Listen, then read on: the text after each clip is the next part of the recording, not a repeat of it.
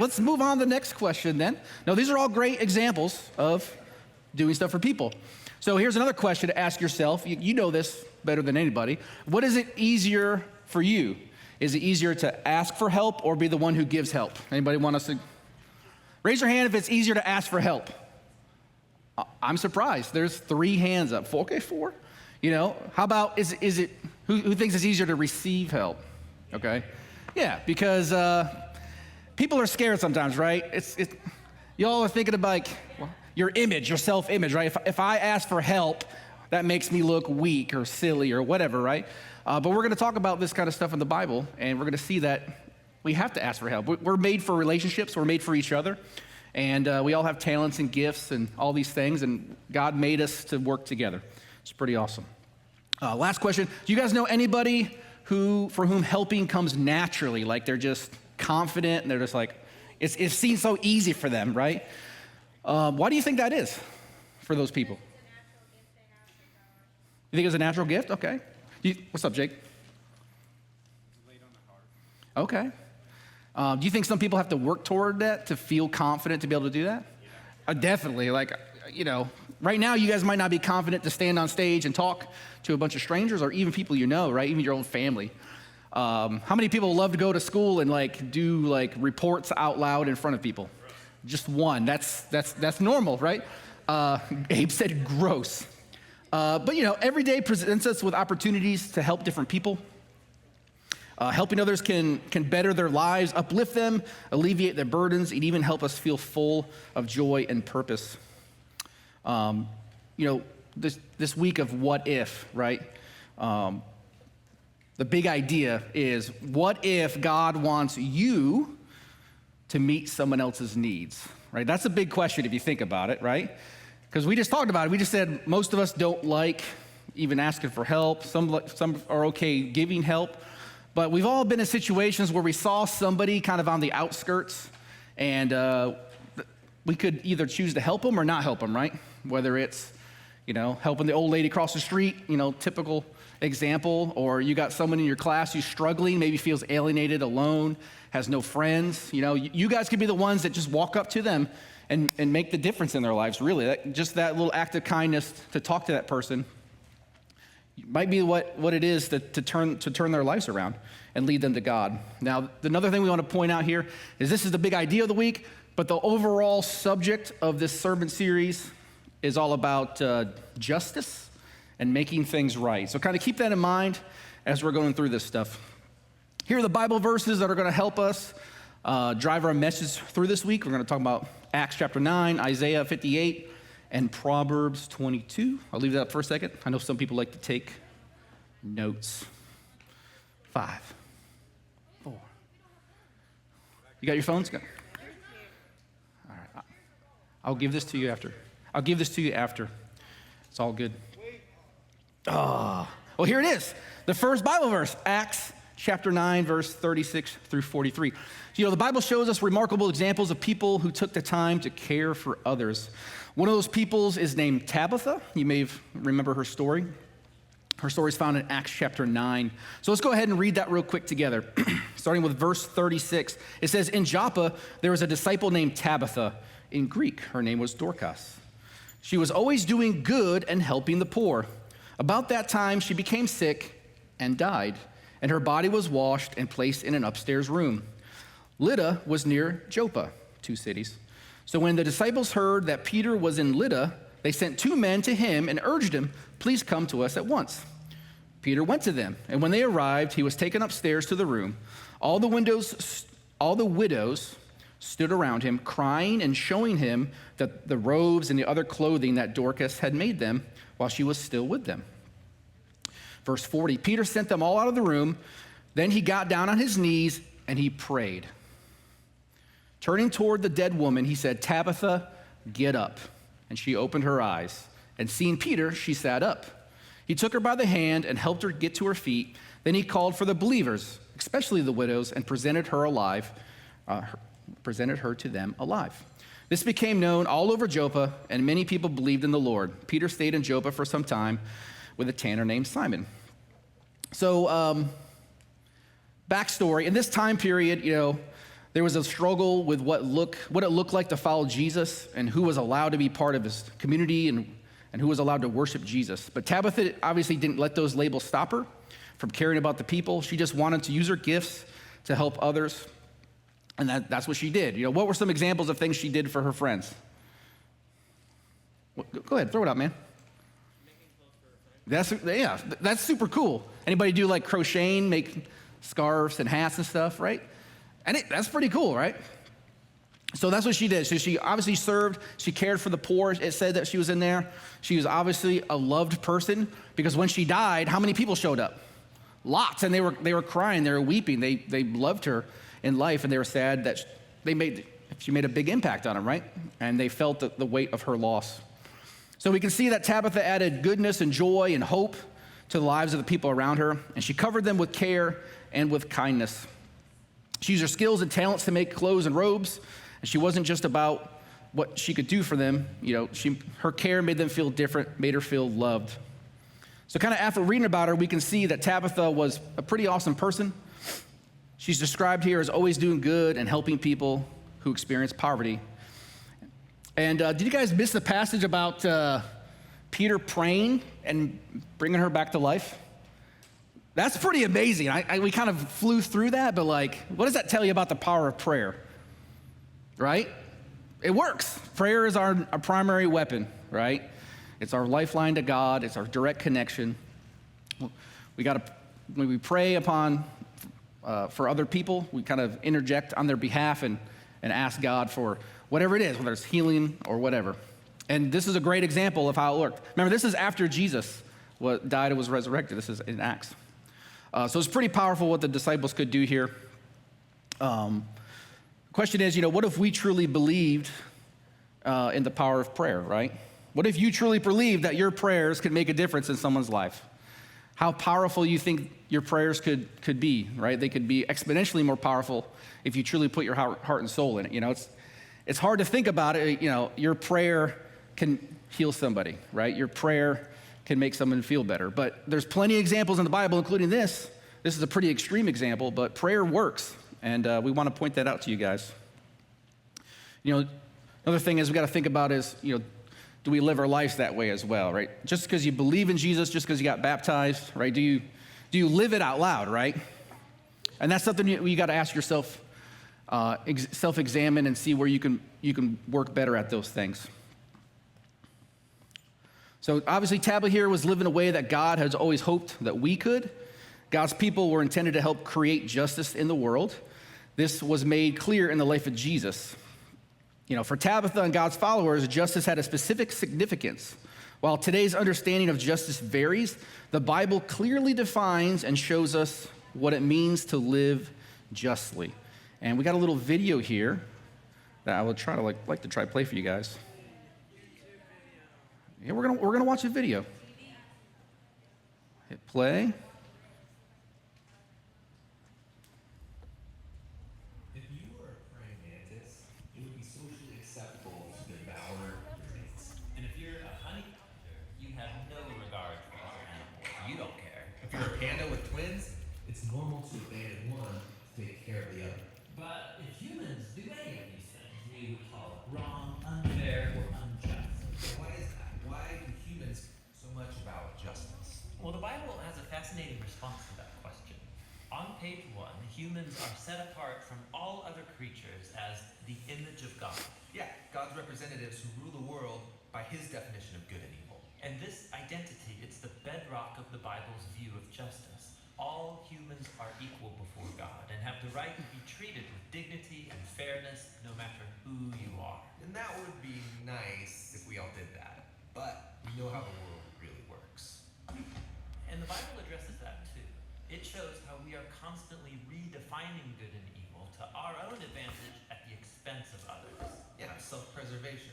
And the weaker someone is, the easier it is to take advantage of them.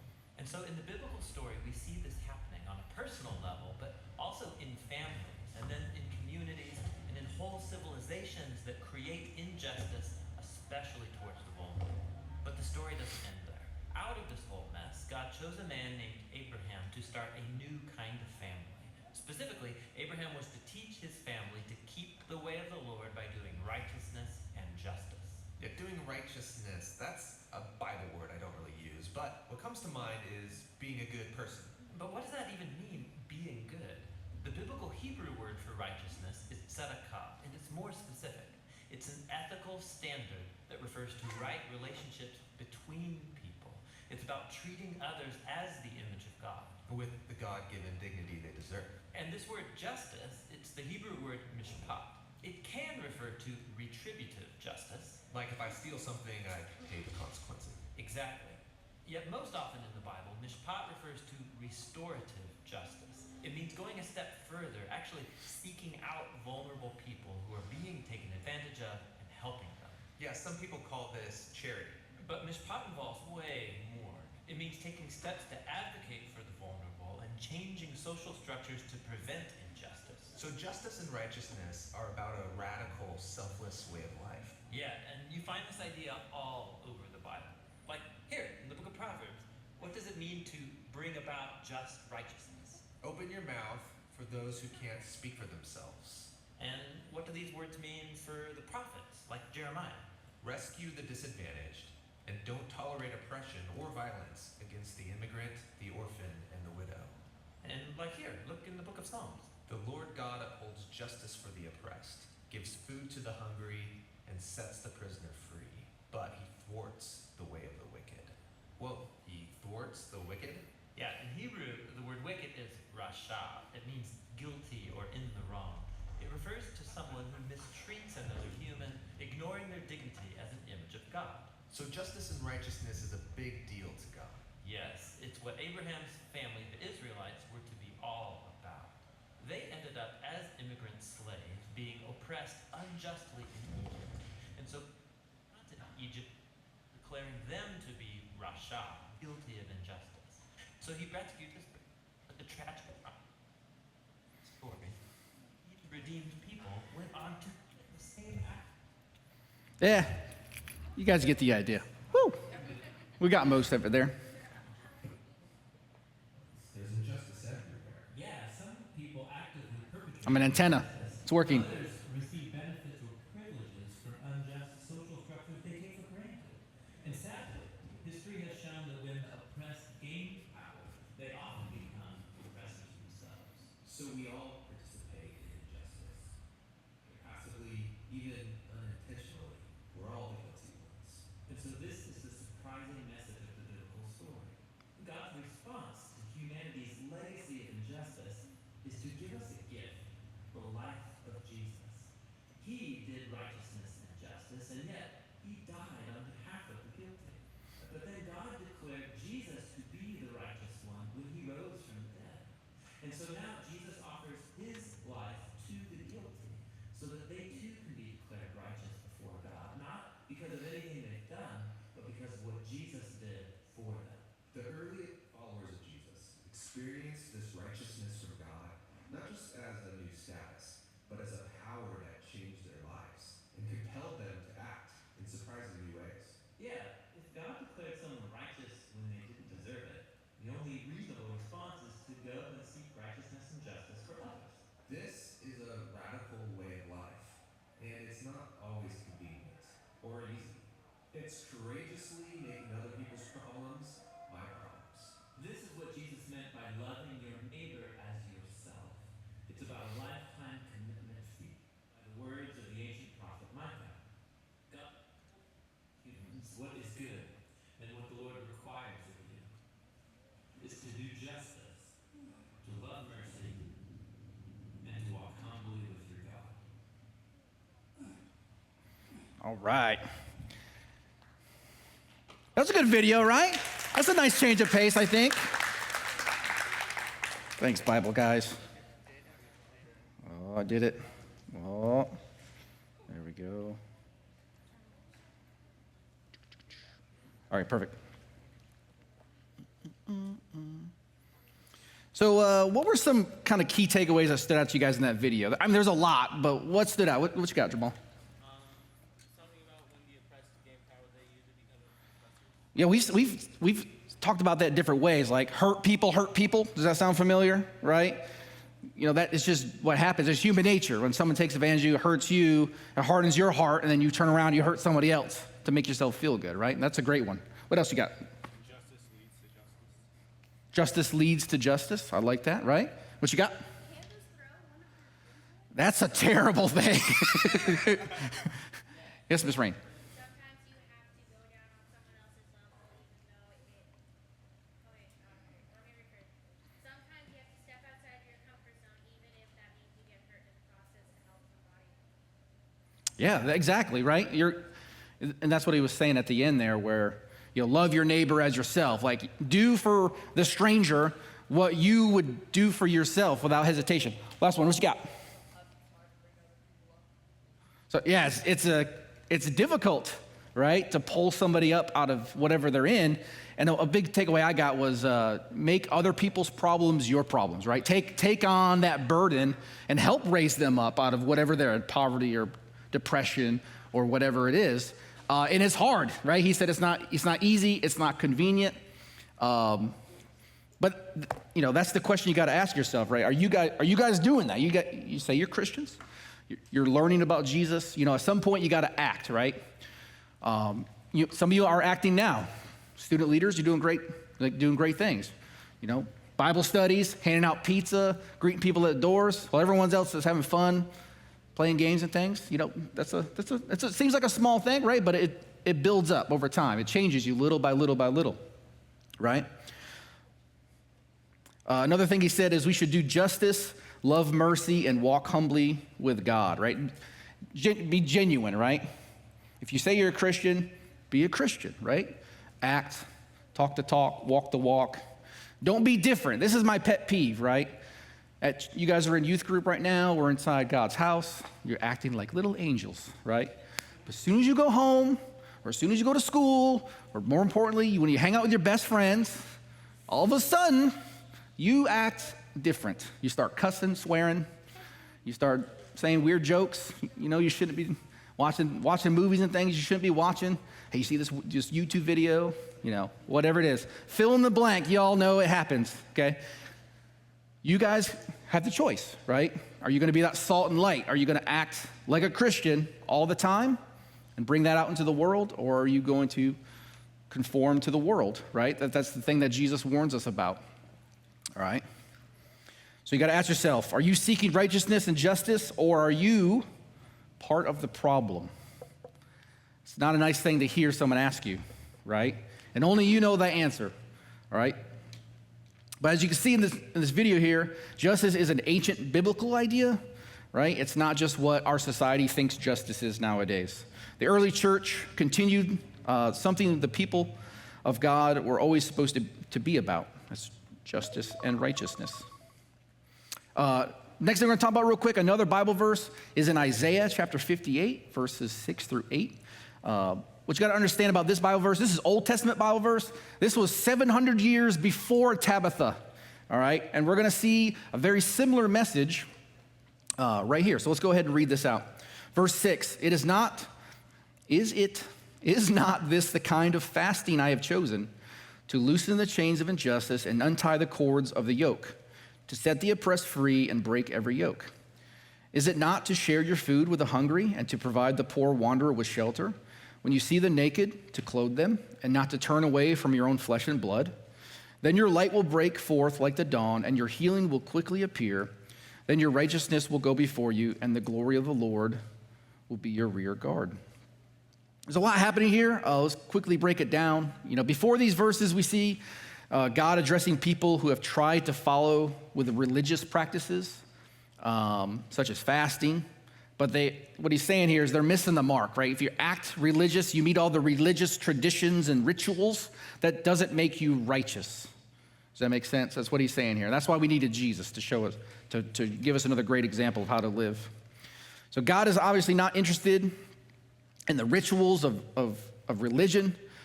He's not looking at our little check boxes of, are we fasting? Are we doing this? Are we doing that, right? He's more cared about how we act with our relationships to people. So when we say yes to following God, we're invited to become people who bring justice into the world with God's help. We can focus on helping to care for the basic needs of others while showing them the way toward Jesus, the way to freedom.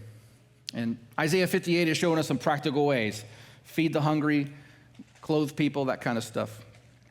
The Bible reminds us that with God's help, we can step up and bring positive change and justice to the world around us. So, we just read a couple Bible verses that talk about, basically helping people, right? So what are the next steps, right? What are things you guys can do? So I got three things for you guys. These are things you guys can act on, right? And it's basically a plan. So let's jump through this real quick. The first question is, how can you help other people, right? Well, step one would be identify the needs that you see in the people around you. What's important to understand is you guys are already pre-positioned in your lives to make a difference. You guys got a group of friends. You guys got family. You guys got jobs and situations where you're around lots of different people. God already put you somewhere where you can make a difference. No matter how big or small you think it is, you can make a change, right? So wherever you're at, ask this question, right? What are the needs around you? Step two is then brainstorm how you can meet those needs. That's it. Pretty straightforward there. This could be thinking about, hey, I live near, a food bank. Maybe I can do a food drive and collect a bunch of food with my youth group and make a big difference. Something that's just one example, but it could be whatever it is that is around you. And then the third thing, obviously, is execute. Go out and do that thing. Go out and make the world better by actually following through with your actions. I feel like this is probably the hardest one for you guys. Who thinks that's true? Right? Who doesn't know or feel confident about going out and doing something like a community event or thing like that, right? And that's okay. Most people aren't going to be that way. How can we change that? Let's organize one, right? How cool would it be if you guys got together and brainstormed an idea and we all executed that thing together and we made a difference as a youth group? We can do that, right? We're not bound to these walls in that regard, right? We can go out and meet needs as well. We just got to plan it through David, all right? So that's kind of the challenge for yourself, right? And when God tells you to move, you got to move, right? The ball's in your court, right? God's not going to make you do stuff, but when you feel that urge that he's talking to you, it's up to you to follow through. And if you do follow through, you'll find out that, hey, you can make a big difference in people's lives.